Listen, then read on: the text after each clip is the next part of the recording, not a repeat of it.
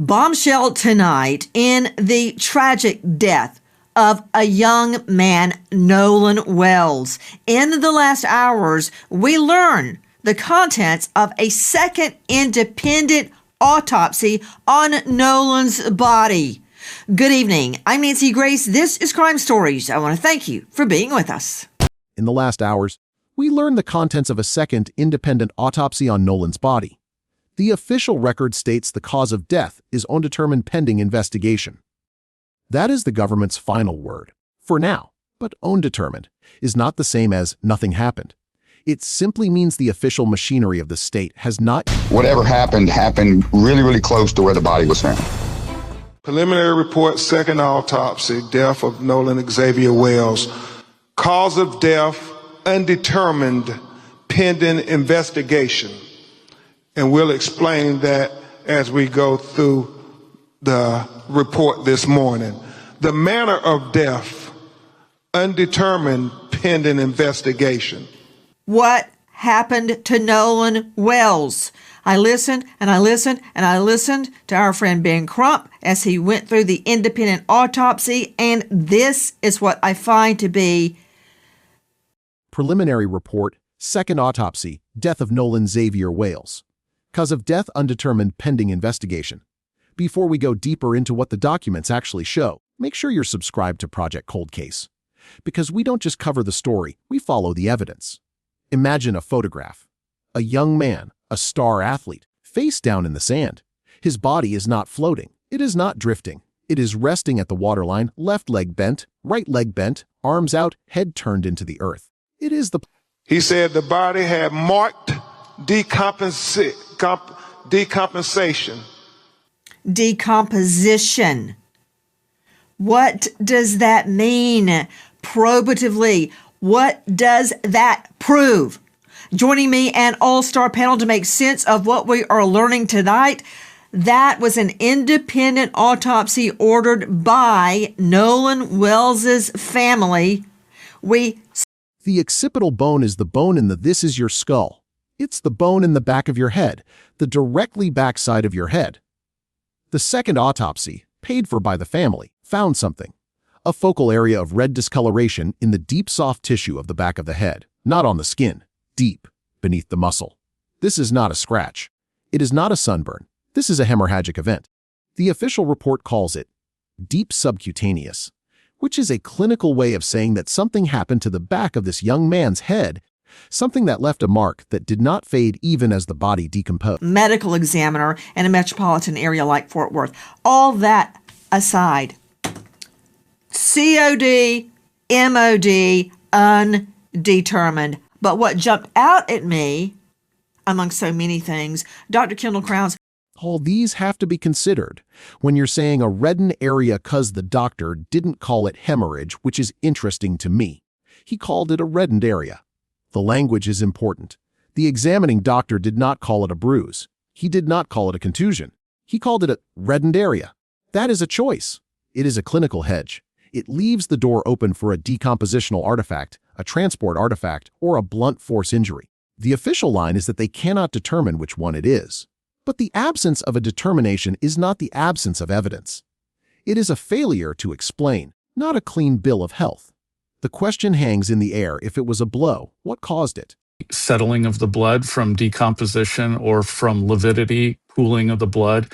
The body has been kind of put on its back and transported to Washington, D.C. So that could be that. It could also be blunt force injuries. I don't think I know more than you on this, Dr. Kendall Crowns, but you got me drinking out of the fire hydrant. You're giving me... The body has been kind of put on its back and transported to Washington, D.C. Now, the experts will tell you that blood settles. It's called lividity. When the heart stops, the blood pools in the lowest part of the body. It is a law of physics, not a mystery. So here is the question: if the body was found face down, as the aerial footage confirms, then the blood should have pooled in the chest, the face, the front of the body. It should not have pooled in the back of the head.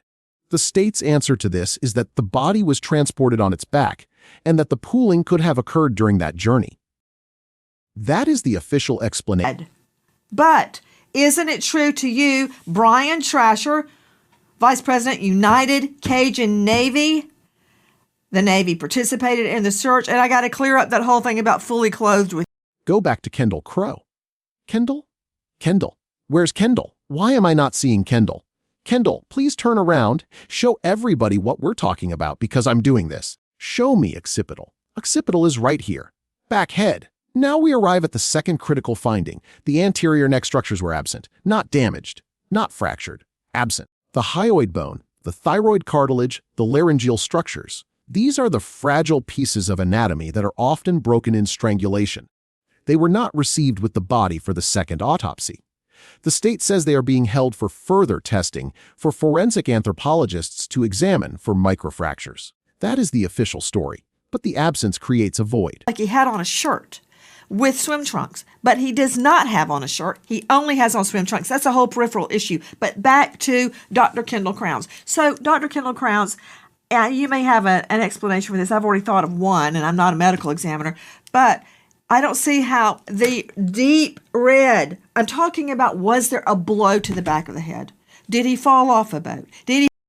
I want to know, was the hyoid bone, which is very fragile, it's not attached to anything. It's kind of floating there. Who leaves their phone behind on a desert island? Who lets a boat leave without it?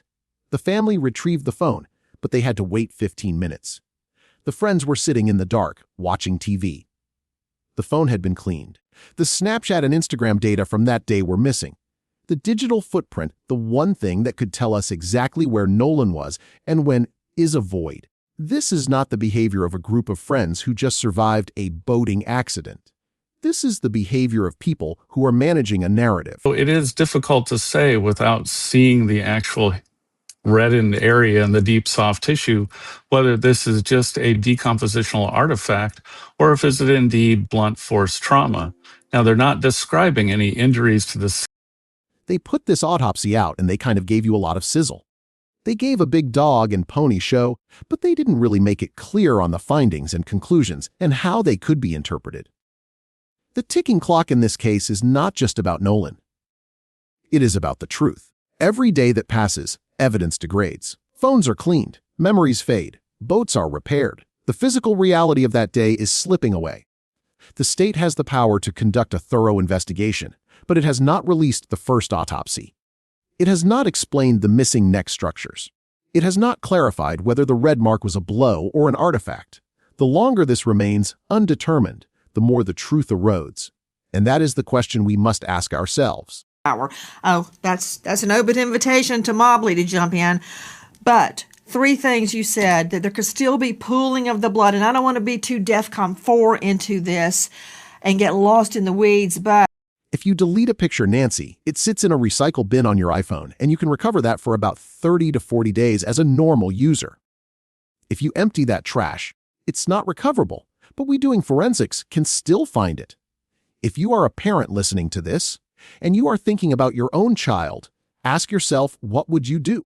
Would you accept undetermined as an answer? Would you let the phone be cleaned? Would you allow the neck structures to remain absent? The answer is no. You would demand answers. You would demand the first autopsy. You would demand the full forensic examination of that phone. You would demand to know exactly when Nolan entered the water and whether he was conscious or unconscious when he did. It's not a few hours of transport. It's from whenever the autopsy ended, he's placed on his back. Whenever he's picked up at the scene, he's been placed on his back. So all that comes into play. They don't drain all the blood from the body at autopsy. There's still blood in the body after autopsy.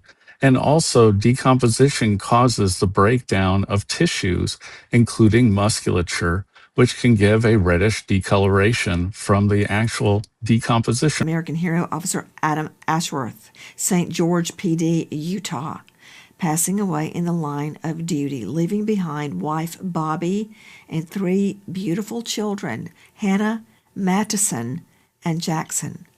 American hero Officer Adam Ashworth. Thank you to our guests, but especially to you for being with us tonight. Nancy Grace signing off for tonight, but I'll see you tomorrow night. And until then, good night, friend.